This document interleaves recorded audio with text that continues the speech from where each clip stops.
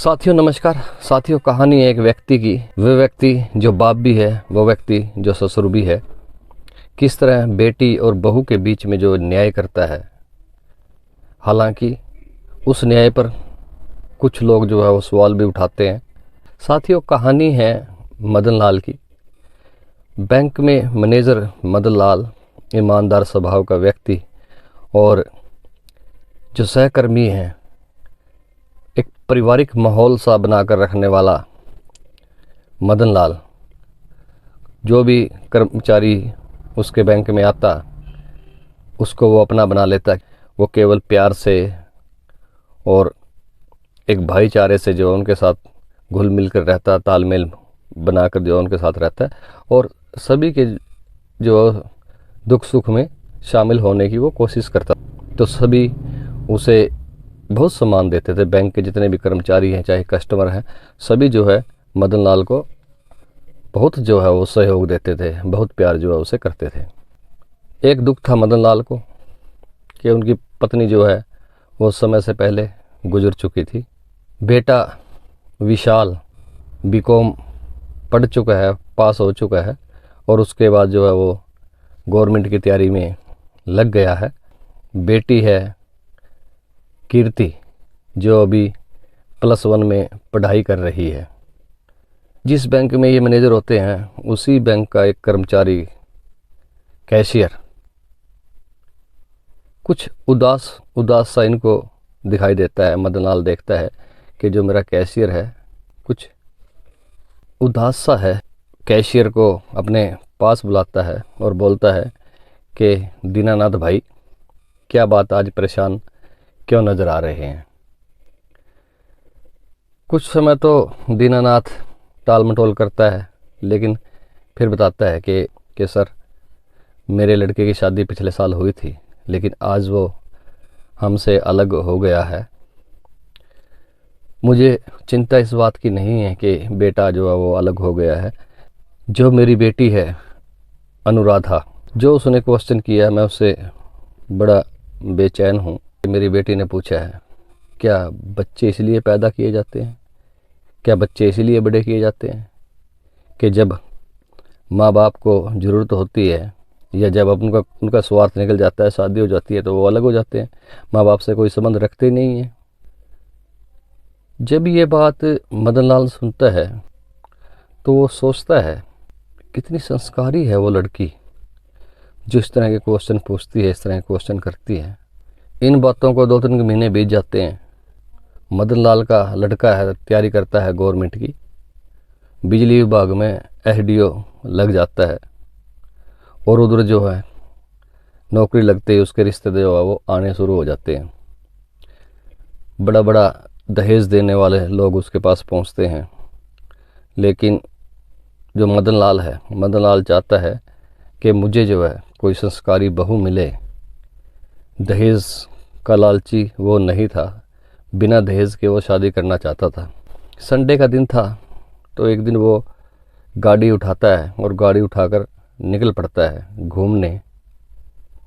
तो रास्ते में जो दीनानाथ है उसका निवास आता है, जहाँ वो अभी किराए पर रहता था। वो सोचता है कि क्यों ना आज जो है दीनानाथ के घर चला जाए, दीनानाथ से मिला जाए। वहाँ बेल बजाता है तो उसकी पत्नी जो है दरवाज़ा खोलती है।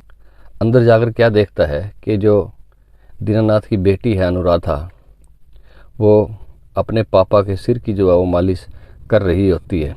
तो दीनानाथ जी उठ बैठते हैं और राम राम होती है, नमस्कार होती है।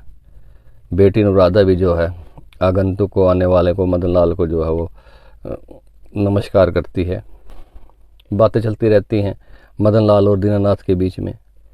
तो मदन लाल जो है दीनानाथ को एक बात बोलता है, आपकी जो ये बेटी है अनुराधा, क्या आप इसको मुझे सौंप सकते हैं, इसकी जिम्मेवारी मुझे दे सकते हैं।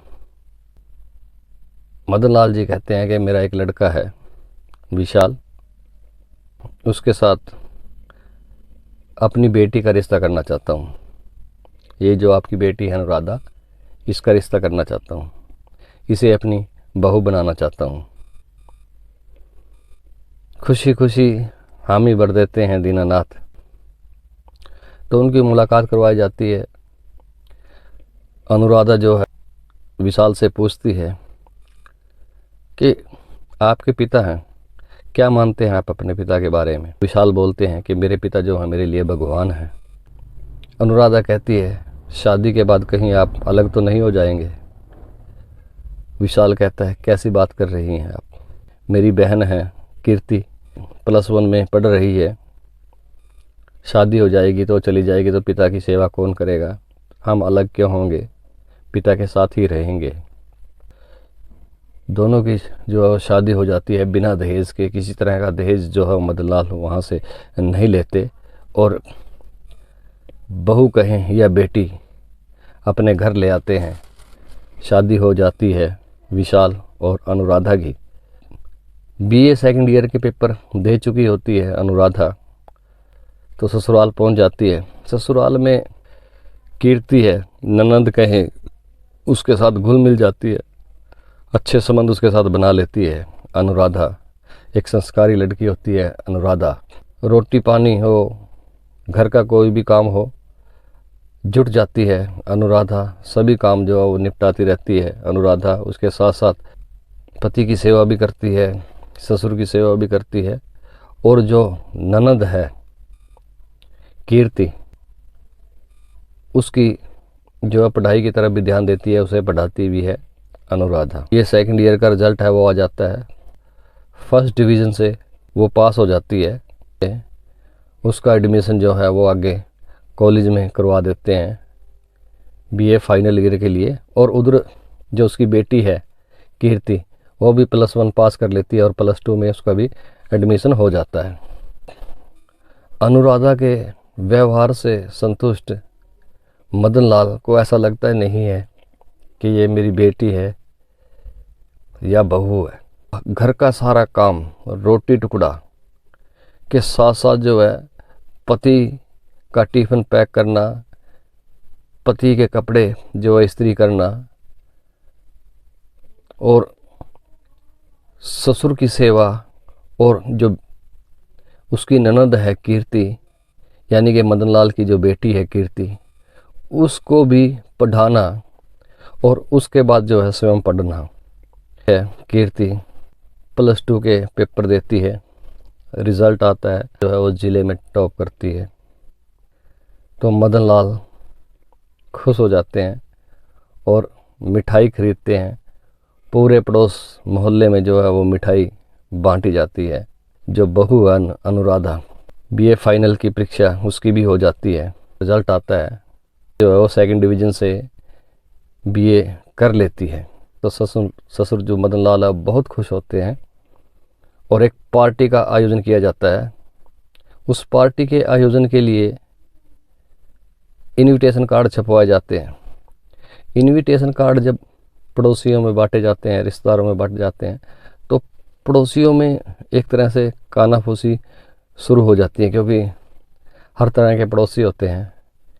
अब संतुष्ट परिवार है मदन लाल का, किसी तरह के कोई लड़ाई झगड़ा की कभी आवाज़ बाहर नहीं जाती, किसी तरह की कोई मतलब कि खुश परिवार पड़ोसियों को दिखाई देता है। तो कुछ लोग जो पड़ोसी हैं वो जलने वाले भी होते हैं, कुछ पड़ोसी जो हैं वह सहयोगी भी होते हैं, कुछ पड़ोसी जो हैं इससे दुखी होते हैं और सोचते हैं कि कैसे जो मदन लाल है इसके परिवार में जो है वो लड़ाई की जाए।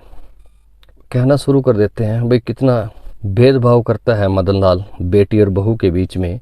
बेटी तो ज़िले में प्रथम आई तो केवल जो है वो लड्डू बांटे गए, और जो बहू है वो द्वितीय श्रेणी में जिसने BA पास करी उसके लिए पार्टी।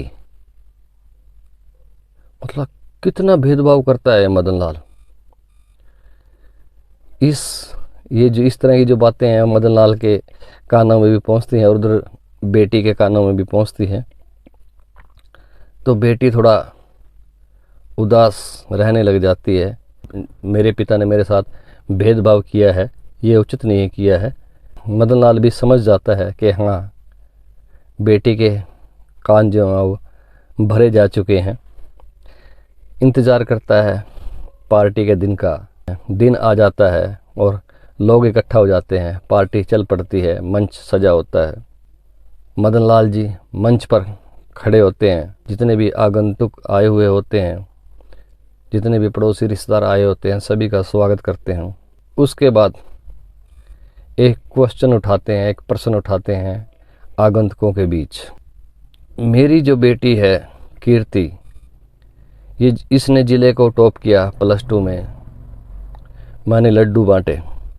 मेरी जो पुत्र वधू है, मेरी बहू है अनुराधा, जब इसने BA 2nd ईयर में पास किया तो मैंने पार्टी रखी, मैंने इस पार्टी का आयोजन किया। क्यों? कुछ लोगों ने इस पर सवाल उठाया है, मैं उस सवाल का जवाब देना चाहता हूँ। मुझे बताइए, ये जो बहू है अनुराधा, ये घर का सारा काम करती है, रोटी टुकड़ा करती है, सभी की सेवा करती है, पति की सेवा करती है, पति का टिफ़िन पैक करती है, पति के कपड़े इस्त्री करती है, समय पर उसे ड्यूटी भेज देती है। फिर ये बेटी कीर्ति को पढ़ाती भी है ताकि वो अच्छे नंबर ले आए। उसके बाद ये मेरी सेवा भी करती है।